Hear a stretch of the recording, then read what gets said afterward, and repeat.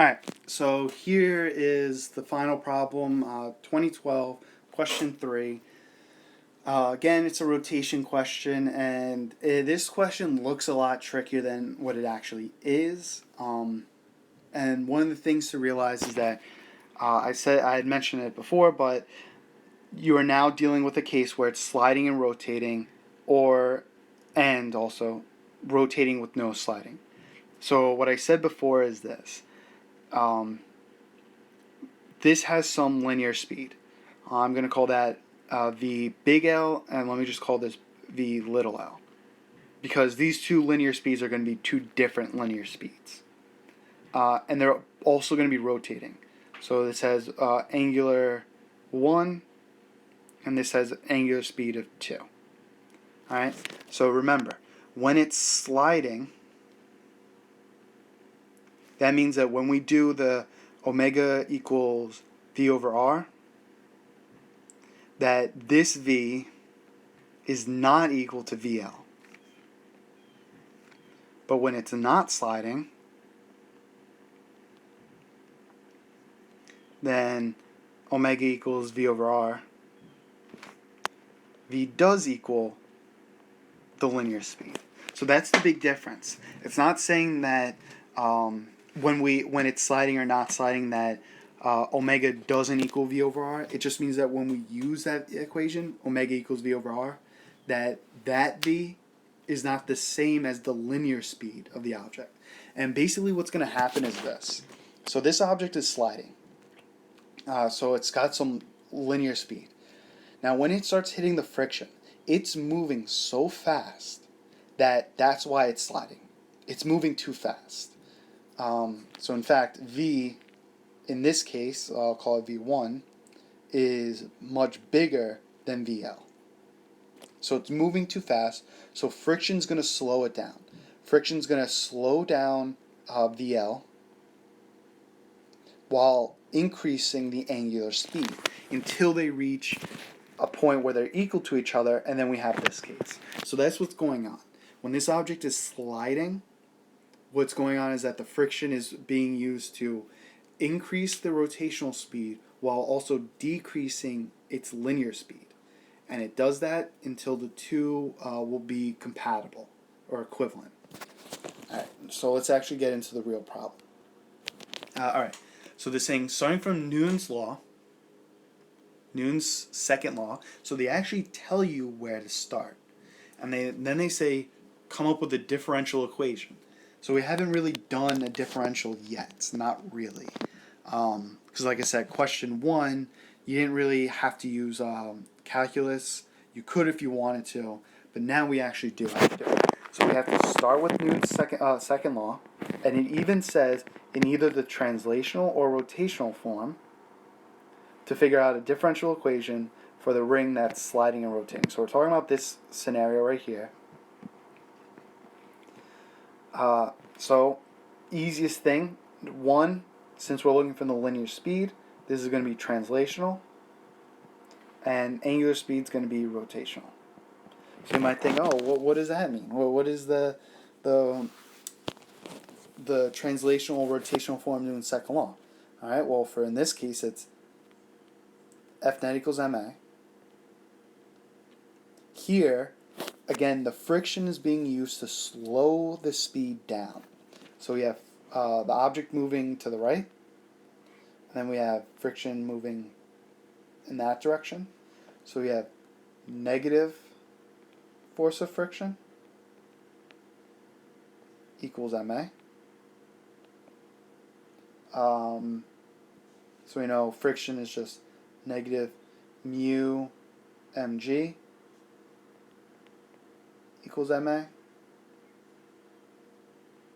Negative mu g equals a. And then you end up coming up with the answer of dv dt equals negative mu g. And there you go. That's your answer for part 1. And you get 3 points for this. Basically realizing that using this equation and realizing that friction is the net force, You got 1 point for realizing that friction is equal to mu mg. And then 1 point for realizing that acceleration is dv dt to come up with that answer. All right. Now, Newton's second law in the rotational form, as you might have guessed, is tau net equals I alpha. Or equals, what is it? mr squared alpha. Alright? Now, again, the only force that's really acting on this object is friction, but now friction is being used to speed up the angular speed. So, in this case, friction is going to be positive.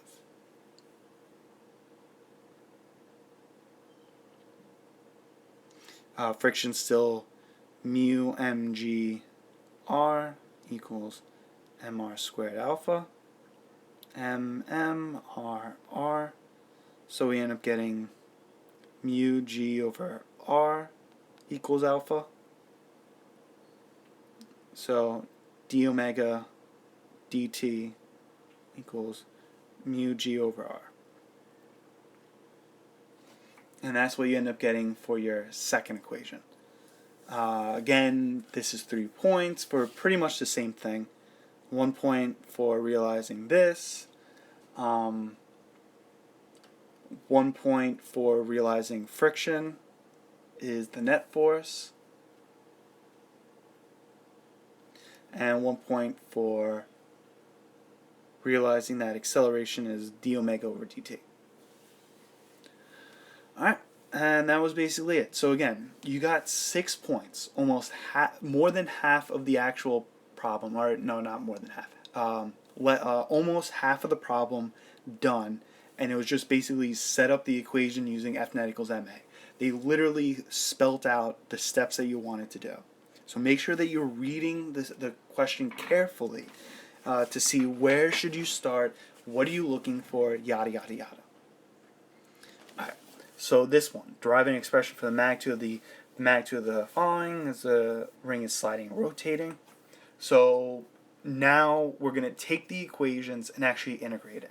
So one of the things that after you've done these problems, you should start to realize that when they want you to do an actual integration problem with calculus, what they usually do is they have one of the parts be set up the equation, the differential, and then the next part is solve the differential.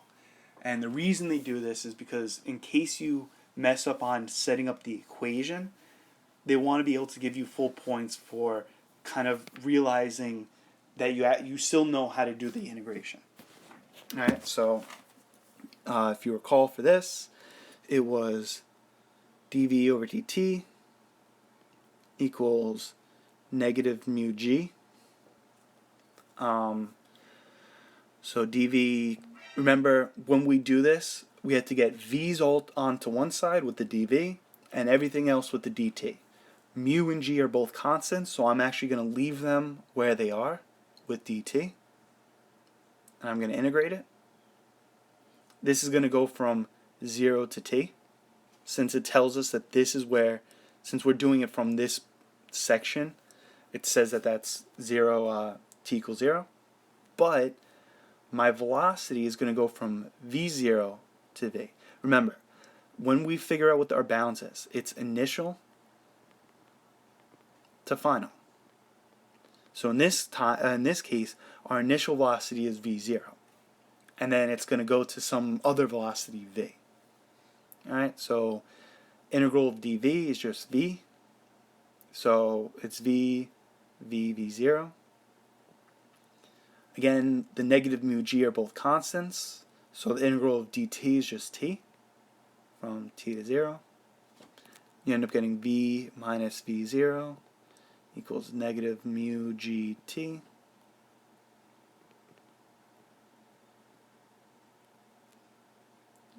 V equals z0 minus mu gt. Now, realistically, you didn't even need to do the integral for this. You could have just said that, this is an alternate. You could have said, well, I remember v equals v0 plus at. the initial velocity is still v0, but I remember that a was negative mu g, so you end up getting the same equation. So you still get the same answer even if you didn't do calculus, but they did want you to do it. So you get 1 point for getting this answer, and then you get 1 point for setting up the equation with the bounds. If you did it this alternate way, you would have gotten 1 point for using this equation and then plugging in properly. Alright. Angular speed is pretty much the same thing. So it's d omega dt. Again, I'm doing the integral. The other way would literally be the exact same equation. Mu g over r. Bring omega, anything that deals with omega to one side. Everything else stays where it is. So I just get this. So I'm going to integrate both sides. This still goes 0 to t, and this will actually go 0 to omega because it starts off sliding only. So there is no initial rotation, it's 0. So then I just get omega equals mu g over r t. And that's pretty much, that's the answer. Again, 2 points, 1 for the answer, 1 for the setup of the integral with the proper bounds. And if you want to do the alternate for this, it would have been omega equals omega 0 plus alpha t. That's 0, therefore omega equals mu g over r t. Boom. Alright, so you could have done the calculus, didn't have to. Either way, you could have should have been an easy 4 points. Alright. Now what they want to know is derive an expression for the time it takes for the ring to travel a distance L. Alright. So they want to know the time it takes for it to travel this distance L. Alright, well, I know what its initial speed is. And I know what its final speed has to be. So I said before that it's going to stop sliding. This L is where it stops sliding when the linear speed is equal to this. So when these are equal, that's when it's going to stop sliding and just keep rotating. So that means when the linear speed becomes equal to its angular speed times r is when it will reach the end of this L. Alright, so using the equation that we had before, b equals v0 minus mu gt. This is omega r equals v0 minus mu gt. And then this is, had a little brain fart here, mu gt equals v0 minus omega r.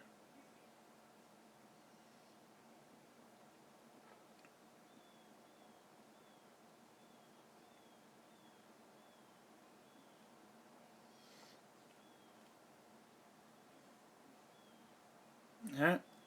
The only problem is that, well, what is the omega?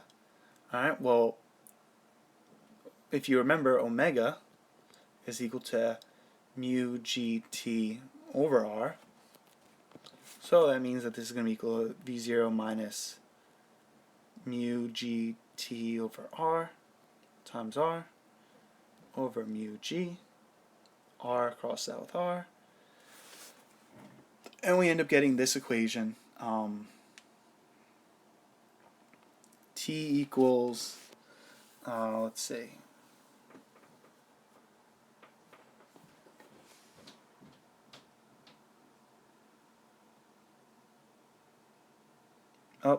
Actually, you know what?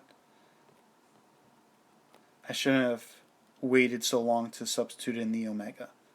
Let me take it back to here.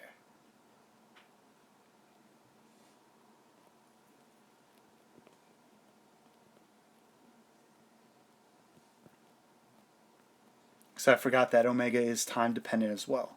So I have to include it in over here so that I can combine it with this mu gt.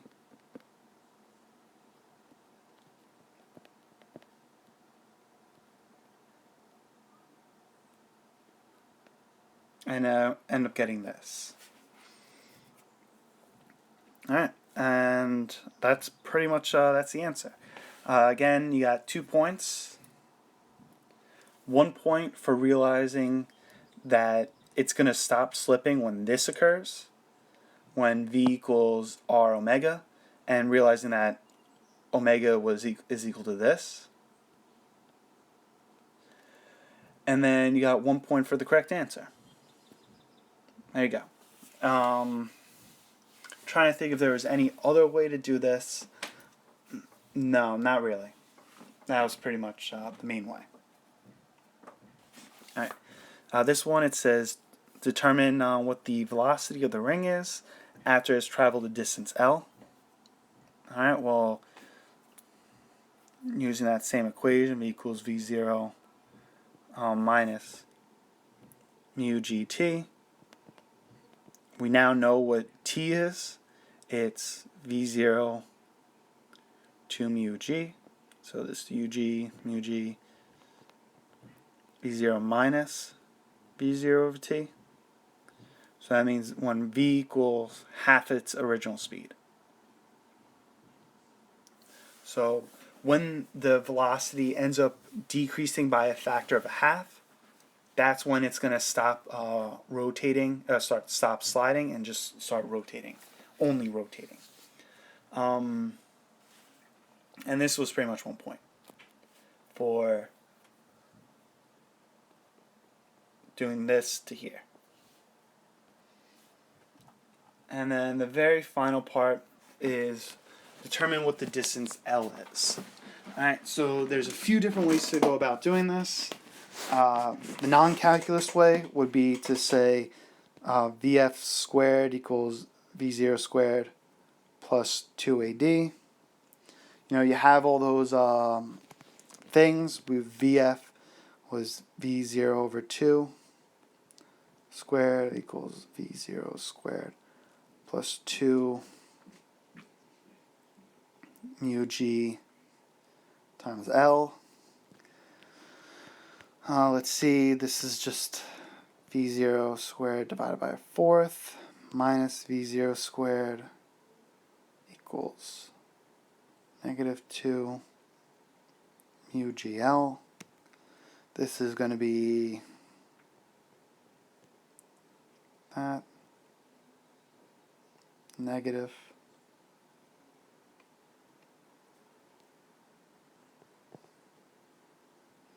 negatives cross out. You end up getting 3/8 V0 squared over mu J. And that ends up being your answer. Another way you could do it is to integrate. So if you wanted to, you could say that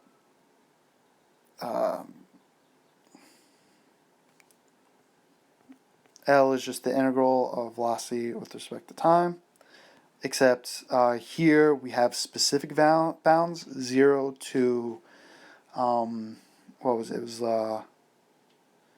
mu g r. Can't remember what. Let me look back to see what the time was.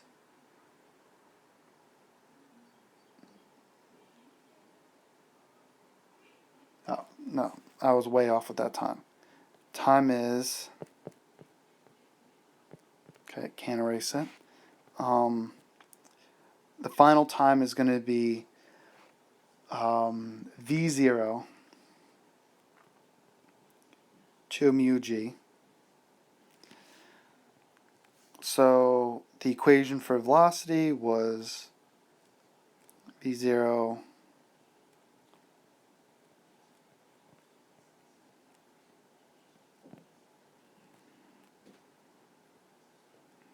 okay.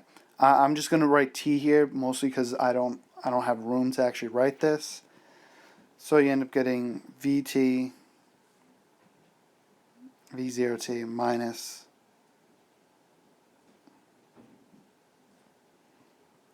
that from 0 to t.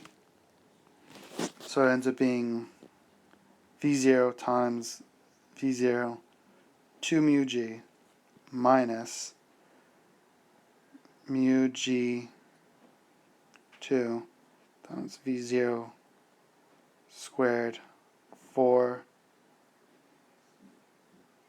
mu squared g squared. Mu g crosses out with those two mu g's, and you end up getting v0 squared over 2 mu g minus v0 squared 8 mu g. Rewrite this. That's a half. That should be 4 over 8. Just multiply top and bottom by 4. And this should get you 3/8 v0 squared over mu g. So again, that's where you can either do calculus or the kinematics, whatever floats your boat. And even if you did the kinematics section, you could have probably used any equation that had d in it. So either the timeless equation, you probably could have gotten away with doing average velocity. You could have gotten away with using the knowing x equation. Again, whatever floats your boat. You pretty much, this was only worth 2 points. 1 point for the answer, and 1 point for pretty much setting it up, like normal. Alright, and that was it. Like I said, the question was definitely easier than what it looked like. So it looked like you probably had to do a lot more, but in reality, it wasn't all that much work. Alright, so if you have any questions, feel free to ask me. Let me know. Make sure you keep practicing these problems.